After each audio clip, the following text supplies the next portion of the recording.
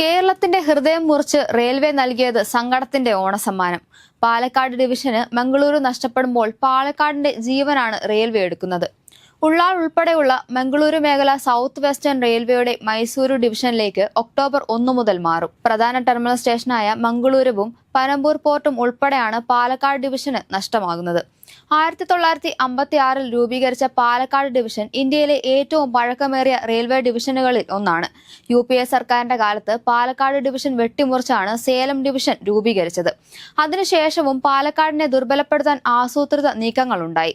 പാലക്കാടിനെ മംഗളൂരുവിന്റെ ഭാഗമാക്കാൻ മുൻപ് കേന്ദ്ര സർക്കാർ ശ്രമം നടന്നിരുന്നുവെങ്കിലും കടുത്ത പ്രതിഷേധത്തെ തുടർന്ന് കേരളം അതിനെ ചെറുത്ത് തോൽപ്പിക്കുകയായിരുന്നു. 70 വയസ്സ് പൂർത്തിയാവുന്ന പാലക്കാടിന്റെ നിലനിൽപ്പ് തന്നെ ഇനി ഇല്ലാതെയാകും.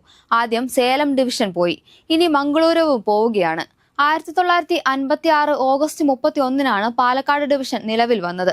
പ്രായം വർദ്ധിക്കുന്തോറും പാലക്കാട് ഡിവിഷന്റെ പ്രവർത്തന വിസ്തൃതിയും കുറയുകയായിരുന്നു.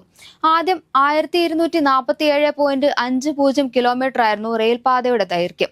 തിരുവനന്തപുരം ഡിവിഷൻ വന്നപ്പോൾ അത് 1132.98 കിലോമീറ്ററായി. 2007 സേലം ഡിവിഷൻ വന്നപ്പോൾ അത് 582.70 കിലോമീറ്ററായി ചുരുങ്ങി.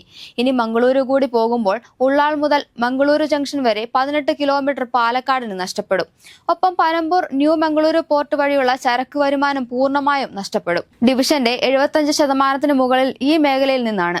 മംഗളൂരു പോയാൽ പാലക്കാട് ഡിവിഷന് നഷ്ടമാകുന്നത് പ്രധാന ടെർമിനൽ സംവിധാനം കൂടിയാണ്. ദക്ഷിണ റെയിൽവേയുടെ പ്രധാന ടെർമിനലിലൊന്നാണ് മംഗളൂരു. ട്രെയിനുകൾ യാത്ര അവസാനിപ്പിക്കുന്ന സ്റ്റേഷനാണ് ടെർമിനൽ സ്റ്റേഷൻ. തിരുവനന്തപുരം സെൻട്രലിലെ തിരക്ക് കുറയ്ക്കാൻ സാറ്റലൈറ്റ് ടെർമിനലായി നേമം ടെർമിനൽ വരികയാണ്. ചെന്നൈയുടെ 4ാമത്തെ റെയിൽവേ ടെർമിനലായി പെരമ്പൂരിലും പദ്ധതി തുടങ്ങി. പാലക്കാടിന് മാത്രമാണ് മറ്റൊരു പുതിയ ടെർമിനൽ സ്റ്റേഷൻ പദ്ധതി ഇല്ലാത്തത്.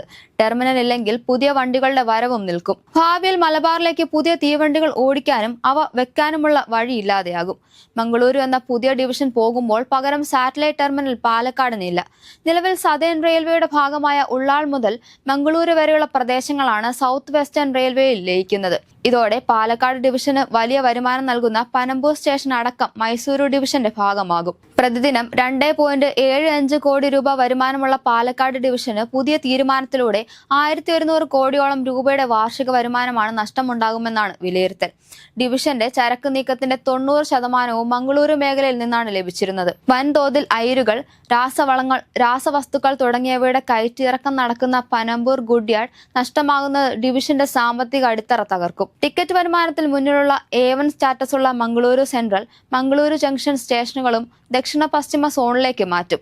600 കോടി രൂപയോളം വാർഷിക വരുമാനത്തിൽ പാലക്കാടിന് നഷ്ടമുണ്ടാകുമെന്ന് കാസർഗോഡ് പാസഞ്ചർ അസോസിയേഷൻ ഭാരവാഹി നിസാർ പെവാഡ് പറഞ്ഞു. പാലക്കാട് ഡിവിഷന്റെ വരുമാനത്തിൽ നിർണായക സ്ഥാനമാണ് ന്യൂ മംഗളൂരു പോർട്ടിന്.